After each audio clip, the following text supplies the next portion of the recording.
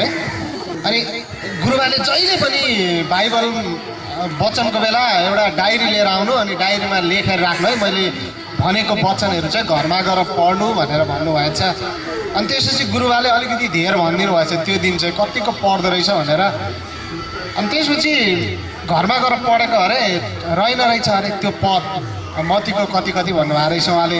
होइन गुरुबा मती तपाईँले कति 35 को 5 भन्नुभएको थियो, छैन त मेरोमा भनेको। अनि गुरुबाले भन्नुभएछ बाबु जीवित वचन हो सर्यो होला नि यताउता हेर न भनेर भनिदिनु भएको छ। अनि जहिले पनि हामी गुरुबाहरूले चाहिँ एउटा घटना हो यो भएको घटना, आउनुहोस् हामी प्रार्थना गरौँ भनेर भन्छौँ होइन।